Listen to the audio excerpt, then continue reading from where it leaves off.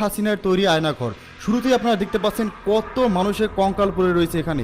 আসলে এই কঙ্কালগুলো হচ্ছে সেই সমস্ত কয়েদিদের যাদেরকে এখানে রেখে নির্মম শাস্তি দিয়ে মেরে ফেলা হয়েছিল। আর এটা যে কতটা বিভৎস দৃশ্য আপনারা একটু পরেই দেখতে পাবেন। এখানে যে কত মায়ের কোল খালি করা হয়েছে, কত মানুষকে যে এখানে নিয়ে নির্মমভাবে হত্যা করে ফেলা হয়েছে, তার কোনো হিসাব, সঠিক কোনো হিসেব নেই। আপনারা একটু পরেই দেখতে পাবেন যেখানে কত মানুষকে নির্মমভাবে অত্যাচার করে মেরে তাদের লাশ এখানে গুম করে রাখা হয়েছে। এখনও পর্যন্ত কিন্তু এই আয়নাঘরের মধ্যে অনেক মানুষ আটক রয়েছিল এবং এই আয়নাঘরের মধ্যে কিন্তু কিছু লাশ ফ্রিজ করে রাখা হয়েছে।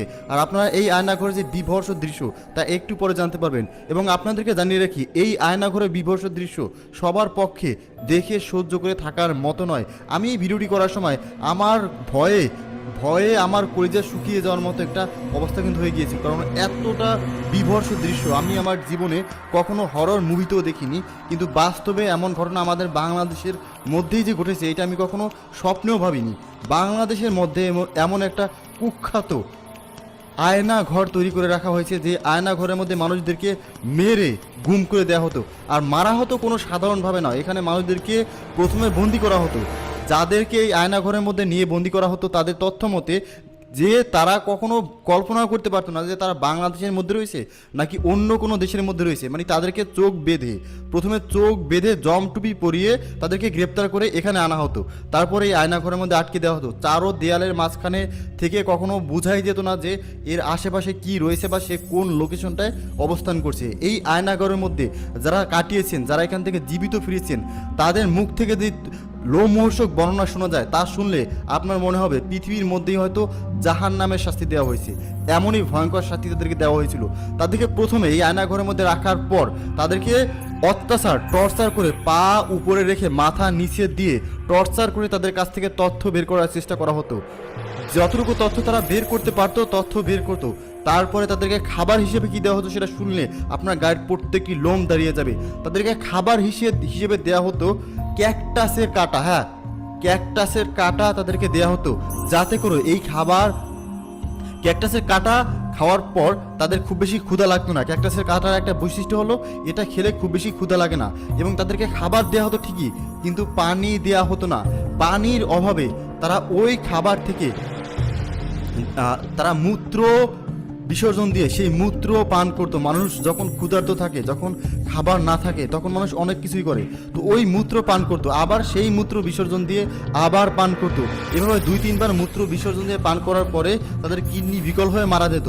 এবং মারা যাওয়ার পরে সেই মৃত লাশকে এই যে আপনারা দেখতে পাচ্ছেন, এই যে ভয়ঙ্কর আয়নাঘর, এই আয়নাঘরের মধ্যে কিন্তু একটা গণকবর রয়েছে।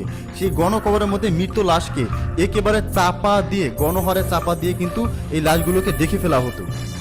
এই আয়নাঘরে কর্মরত একজন পুলিশ কর্মকর্তা জানান যে এইভাবে মানুষকে গুম করে ফেলার পর তারা ভাবতে থাকে যে এইভাবে যে মানুষগুলোকে মেরে ফেলে তো আমাদের তেমন কোনো লাভ হচ্ছে না। তারপর একটা চক্রান্ত করে তারা যে এই যে মানুষগুলোকে এখানে গুম করা হচ্ছে তাদের শরীরের ভিতর যে অঙ্গ প্রত্যঙ্গ রয়েছে, বিশেষ করে কিডনি, লিভার, ফুসফুস, এই অঙ্গ প্রত্যঙ্গ বিক্রি করে দিলে তো আমাদের লাভ হয়।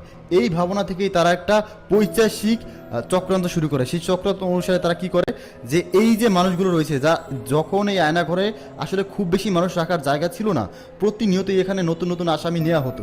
তো পুরনো আসামিগুলোকে কি করবে, তারা সেই পুরনো আসামিগুলোর শরীর থেকে জীবিত অবস্থাতেই তাদের শরীর থেকে কিডনি, লিভার, ফুসফুস পোস্টমর্টম করে বের করা হতো। এবং তাও জীবিত অবস্থায়। কতটা বিভৎস কাজ ভাবতে পারছেন। জীবিত অবস্থায় এজন্যই করতো কারণ মৃত্যু অবস্থায় একটা মানুষকে মেরে ফেলে তার যদি অঙ্গ প্রত্যঙ্গ বের করা হয় সেটা ততটা কার্যকর থাকে না, কিন্তু জীবিত অবস্থায় যদি তার শরীর থেকে অঙ্গ প্রত্যঙ্গ বের করা হয় ওই অঙ্গ প্রত্যঙ্গ অনেক সময় পর্যন্ত লাস্টিং করে। আর এই কারণে তারা জীবিত অবস্থায়, ভাবতে পারছেন, একটা মানুষকে জীবিত অবস্থায় পেট কেটে কিডনি বের করা, তার ফুসফুস বের করা, লিভার বের করা, এই সমস্ত কার্যকলাপ কিন্তু এই আয়নাঘরে ডিবি হারুন, বিশেষ করে ডিবি হারুনের নির্দেশে এই কাজ করতে। এবং এই যে কিডনি অঙ্গ প্রত্যঙ্গ বিক্রি করে যে টাকা আয় হতো সেই টাকা দিয়ে এখানকার স্টাফদেরকে বেতন দেওয়া হতো। এবং ডিবি হারুন কিন্তু এখানকার মানুষদেরকে নির্যাতন করে সরকারের কাছ থেকে কিনা মোটা অঙ্কের টাকা পেত। এবং শুধু সেই মোটা অঙ্কের টাকাই নয়, এখানে যে সমস্ত মানুষদেরকে আয়নাঘরে বন্দি করা হতো তাদের মধ্যে যারা এলিট শ্রেণীর রয়েছিল, মানে যাদের কাছে অনেক বেশি টাকা পয়সা থাকতো, তাদেরকে ফোন দিয়ে ভিডিও কলের মাধ্যমে নাকি এই আয়নাঘরের নির্মম বাস্তবতা দেখিয়ে বলতো এখন কোটি টাকা দেবেন তাহলে এই নির্যাতন থেকে মুক্তি পাবেন, না হলে কিন্তু মুক্তি পাবেন না। এই ধরনের ভয়ভীতি দেখিয়ে কিন্তু ডিবি হারুন কোটি টাকা কিন্তু আত্মসাৎ করে নিয়েছে, এবং কোটি টাকা আত্মসাৎ করার পরেও নাকি যাদেরকে এখানে একবার নিয়েছে তাদেরকে আর ছাড়েনি, তাদেরকে প্রাণী মেনে দিয়েছে। কারণ যদি কাউকে এখান থেকে ছাড়া হতো, সে যদি ফিরে যেত তাহলে কিন্তু এই সমস্ত গোপন তথ্য ফাঁস করে দিত। এই কারণে কিন্তু ডিবি হারুন কাউকেই এখান থেকে ছাড়তো না। যে একবার আয়নাঘরে ঢুকেছে তার কিন্তু এখানে মৃত্যু লাশ হয়েও বের হওয়ার সম্ভাবনা ছিল না, কারণ মৃত্যু লাশ হয়ে বের হতে পারতো না। তার মৃত্যু যে লাশটা, সেই লাশটাকে কিন্তু আপনারা দেখতে পাচ্ছেন এখানে গণকবর দিয়ে সেই লাশটাকে কিন্তু এখানে রেখে দেওয়া হতো। তাই যাদের এখানে যারা নিখোঁজ হয়েছিল তাদের মায়ের বুক খালি হয়ে গেছিল, তাদের মায়ের কোল খালি হয়েছিল ঠিকই, শেষ পর্যন্ত কিন্তু তারা লাশটাকেও তাদের পরিবারের কাছে ফিরিয়ে দেওয়া হয়নি। এতটা নির্মম বিভৎসভাবে হত্যা করা হয়েছিল এই আয়নাঘরের